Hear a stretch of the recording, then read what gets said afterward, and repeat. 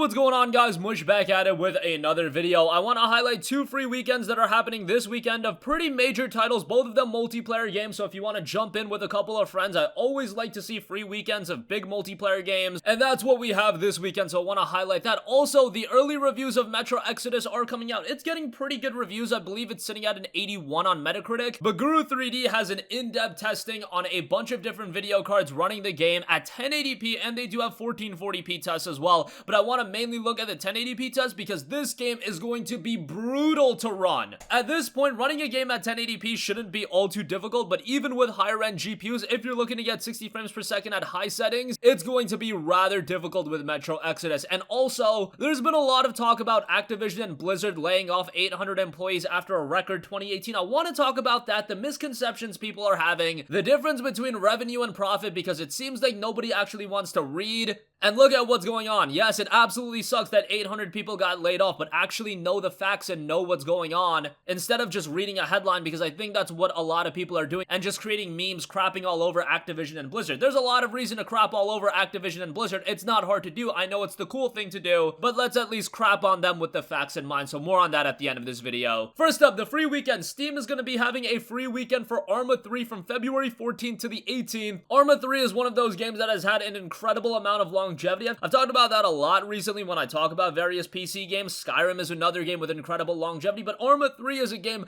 that's very easy to go back to based on all of the content they've released, based on everything you could do with the game. There's always a reason to go back to Arma 3 and for the experience to feel fresh. Now, I have to say, for someone like me, I would classify myself as more of a low IQ gamer. I know that's kind of funny to say, but in the sense that I'm not big into these tactical games, these more hardcore style games. I used to be really into them, but I just don't have the patience for a game like Arma anymore. So yeah, if it's your first time playing Arma 3, do expect a little bit of a learning curve, but once you actually get into it, it's a very, very engaging experience, and you can play it free February 14th to the 18th, and they will be running a little bit of a sale. I imagine that it'll go down to $13 and change. That's typically what it goes down to. But then there is Arma 3 Apex, and that is the version of the game I would recommend you guys to pick up. So we'll see what price that goes down to. Again, February 14th to the 18th, so available tomorrow if you're watching this video the day it was uploaded. Also, Tom Clancy's Rainbow Six Siege will be having a free-to-play weekend from February 14th to the 17th. Rainbow Six Siege has become one of Ubisoft's most popular games, one of the more compelling multiplayer games available right now. I know everybody's busy with Apex Legends right now, but R6 Siege has become a tremendous experience as well. Has had a little bit of ups and downs, but now we are marching into year 4, season 1, and they're going to be holding a live stream on February 17th to show off a lot of new content as a part of that. But if you've yet to play Rainbow Six Siege, you should remedy that, and that'll be available February 14th to the 17th. They haven't mentioned if this game will be on sale as well. Usually, whenever a free weekend runs, the game goes on sale as well. So I imagine that Rainbow Six Siege will be going on sale as well during this free-to-play period.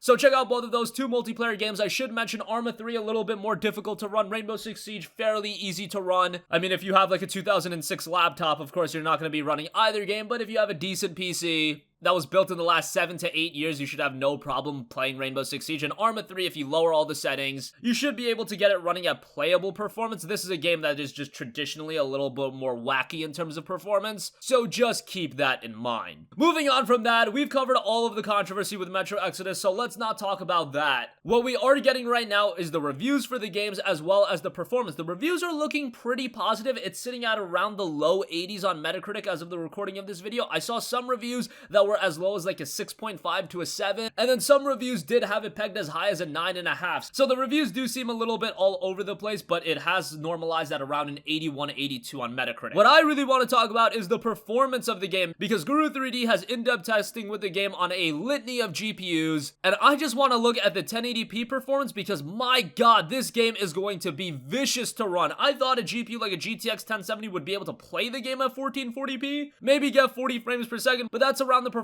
it's getting at 1080p. Now, I'll leave the link in the description box down below, but these benchmarks were ran with ultra settings, RTX off, DLSS off, Hairworks off, and advanced physics are on. So at the bottom, you have the 1050 Ti at 20 frames per second, the 780 Ti is getting 25 frames per second, the RX 470 is getting 33, 1066GB is getting 35 frames per second, so that's kind of a bummer. But that is maxed out, so if you do put it at like medium settings, you'll probably get better performance. But at 1066 gig at 1080p, only getting 35 FPS, and that's the average. That is quite a bummer. The RX 570 8GB is getting 35 frames per second as well, so that's pretty interesting. The 570 8GB, I believe you can get that GPU for like $160. The 1066GB, on the other hand, is like a $250 GPU, and they're getting the same performance. The 570 you also get a pair of free games with. So yeah, performance seems a little bit shoddy there. The 390X is getting 35 frames per second. R9 Fury is getting 36 frames. Fury X 39, RX 580 8GB 39, 980 Ti 42, RX 590 42,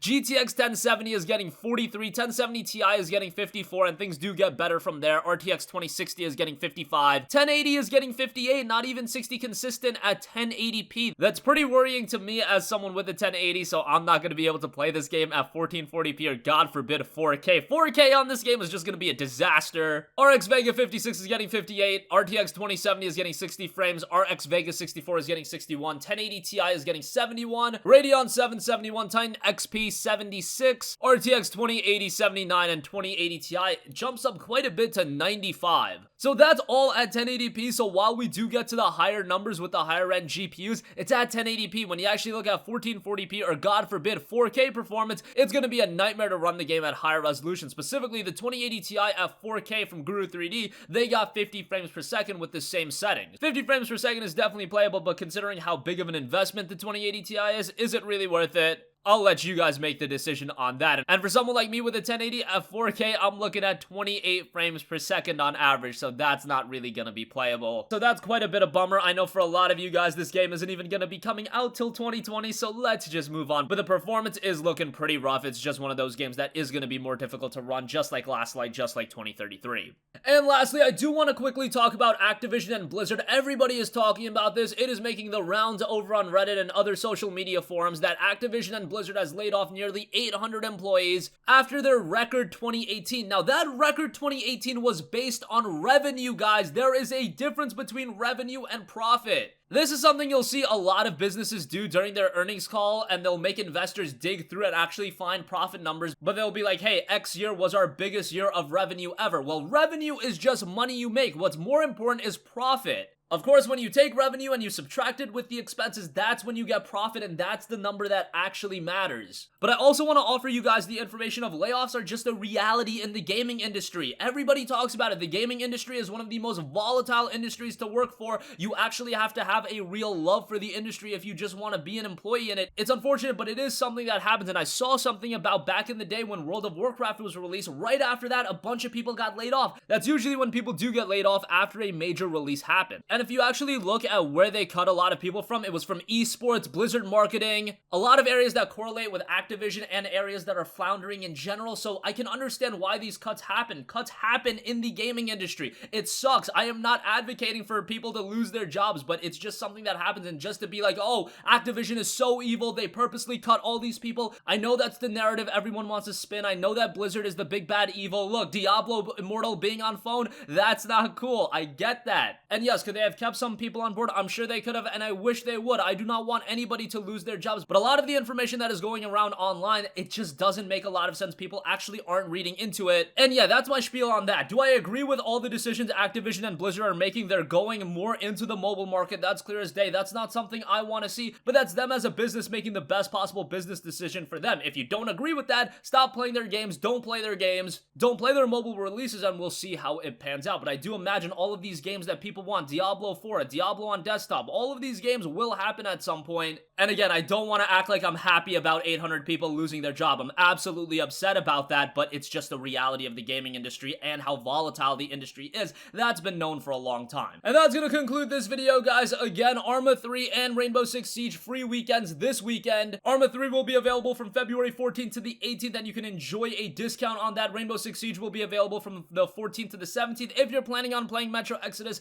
make sure you you have a top-of-the-line PC lined up, if you want good performance and you want to play at decent settings, because this is gonna be a difficult game to run. And that thing about Activision Blizzard laying off 800 people, yes, 800 people losing their jobs, that absolutely sucks. But just look into everything that's going on instead of just thinking Activision Blizzard is this big bad evil that is trying to ruin people's lives. I don't think that is quite the case. That's gonna wrap up this video, guys. If you have a request for a future video, leave it in the comment section down below, and I will catch you guys in the next one. Peace out. Hey, what's going on, guys? Mush here again. Hope you enjoyed the video. As you guys might know, YouTube's notification system is sometimes a little bit wonky, even if you're subscribed to the channel. Maybe you're not abundantly aware that I uploaded a video. To remedy that situation, make sure you hit the bell notification button. This way, whenever I upload a new video, and I try to upload as consistently as possible, you will be notified directly of the upload, and you can watch it as soon as it goes live. I would really appreciate if you guys hit that button so you can stay up to date with all of the content I'm posting. But as always, guys, thanks for watching, and I'll catch you guys in the next one. Peace out.